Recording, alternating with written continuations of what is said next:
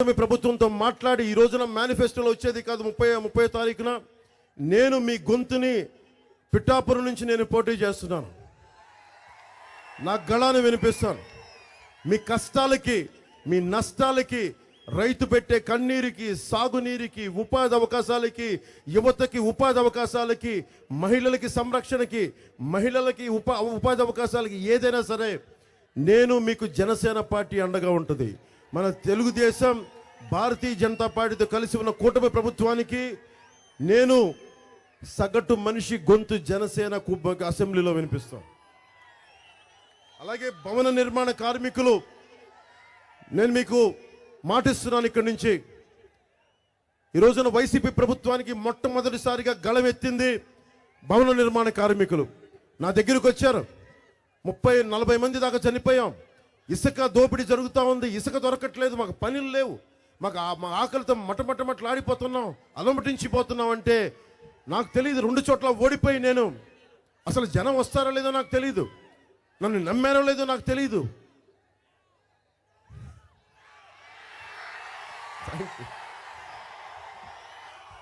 నమ్మారో లేదో తెలియదు. సో 2019 ఆగస్టులో నా భవన నిర్మాణ కార్మికుల కోసం నేను బయటకు వచ్చాను. బయటకు వస్తే వైజాగ్ ఎయిర్పోర్ట్లో ఒకటి చెప్పారు, సార్ ఇంకా దిగద్దు, అప్పుడే మీరు బయటికి రావద్దు, జనం లేరన్నారు. నేను ఒకటే చెప్పాను, 50 మంది ఉన్నారని అడిగారు.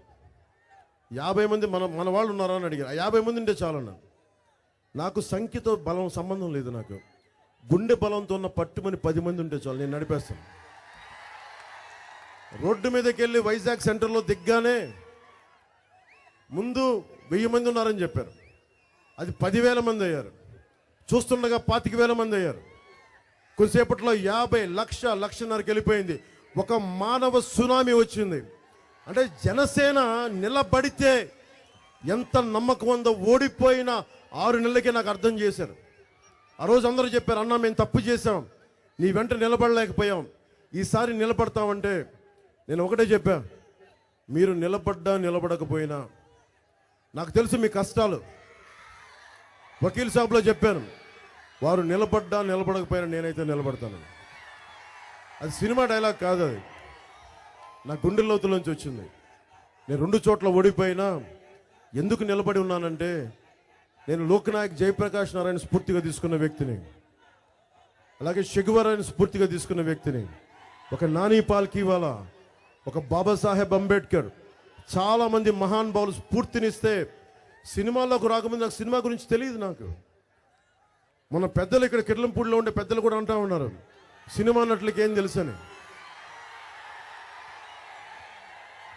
వారి మీద సంపూర్ణ గౌరవం ఉంది. ఇది కూడా చెప్తున్నాను మీకు. సినిమా నటులకి ఏమి, ఆ సినిమా నటులు మనుషులు కాదా?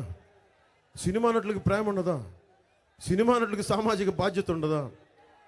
నేను సినిమాల్లోకి రావాలని అనుకోలా, నాకు కుదిరిందంతే. కానీ నేను నేర్చుకుంది చిన్నప్పటి నుంచి స్వామి వివేకానంద మా నాన్న ఒకటే చెప్పాడు, ఇనప కండరాలు, ఉక్కు నరాలు, వజ్రం లాంటి సంకల్పం ఉన్న యువతి దేశానికి కావాలి అంటే మా నాన్న చెప్పిన మాటలు నాకు గుర్తుండిపోయి నేను స్వామి వివేకానంద కోరుకున్న ఒక యువకుల్లో ఒకడైతే చాలు అన్న ఒక చిన్న సంకల్పం నన్ను ఇక్కడ దాకా పట్టుకొచ్చింది. అది అయ్యానో లేదో కూడా నాకు తెలియదు, అది అవుతానో కూడా లేదు నాకు తెలియదు. కానీ నిలబడగలను, పోరాటం చేయగలను. అలాగే ముఖ్యంగా రవాణా రంగం ఎక్కువ ఉంది జగ్గంపేటలో. చిరు వ్యాపారులు కానీ, ముఖ్యంగా రవాణా రంగం, ఆటో డ్రైవర్స్కి కానీ మీకు 10,000 వాహన మిత్ర పథకం ఇచ్చి మిమ్మల్ని వదిలేస్తున్నారు. రోడ్లు గుంతలు, డబ్బులు ఇవ్వరు. 1000 కోట్లు ట్రాఫిక్కి వాడు జగన్ అనే వ్యక్తి ఇది ఇచ్చాడు, ఒక టార్గెట్ ఇచ్చాడు. రవాణా రంగం నుంచి ఫైన్ లేసి నాకు 1000 కోట్ల రూపాయలు కావాలని. మీ దగ్గర నుంచి మీరు కాకి చొక్కా వేసుకోకపోతే మనకి ఆటో డ్రైవర్లు వాళ్ళ దగ్గర వసూలు చేసి, చిన్నపాటి వైలేషన్ ఉంటే వసూలు చేసి, రోడ్లు వేయకుండా మీకు డబుల్ మెయింటెనెన్స్ అయిపోయి మీ కష్టంలో నుంచే మీకు 10,000 రూపాయలు ఇస్తా ఉన్నాడు. ఇలాంటి పరిస్థితులన్నీ మారుతాయి. చక్కటి రోడ్లు వేయిస్తాం, అన్ని రహదారులని బాగా చేస్తాం, ఒడిదుడుకులు లేని రవాణా వ్యవస్థ, రోడ్లు, అలాగే సాగునీటి సమస్యలు, తాగునీటి సమస్యలు, ఉపాధి అవకాశాలన్నీ కూటమి ప్రభుత్వం తీర్చేలా బాధ్యత తీసుకుంటాం. ముఖ్యంగా మనకి 20 బెడెడ్ హాస్పిటల్ ఉంది. మనకి మనకు కావాల్సిన 50 to 100 బెడెడ్ హాస్పిటల్ కావాలి. దానికి primary health care, secondary health care, tertiary health care, ఇవన్నీ బాధ్యత కూటమి ప్రభుత్వం తీసుకుంటుంది.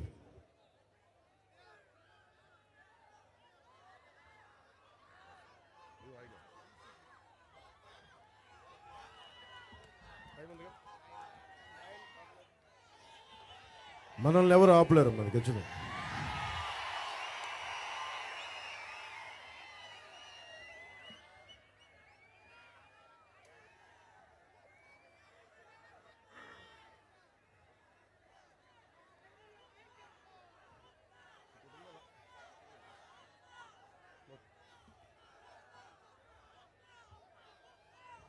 వైసీపీ నాయకులు ఒకటే మాట్లాడుతూ ఉన్నారు. ఒక నిమిషం మీరుండండి. మీరు చాలాసార్లు తువ్వాళ్ళు విసురుతూ ఉంటే మిమ్మల్ని ఇలా అంటూ ఉంటారు. యువతకి నేను చెప్తా ఉన్నాను, మీరు దగ్గర కొంచెం వినండి, శాంతంగా వినండి శాంతంగా. చాలా వింటారు.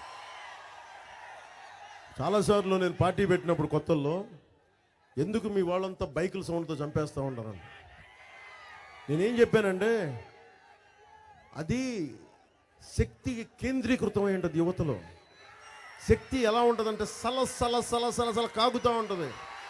కొండల్ని పిండి చేద్దామనే శక్తి అది.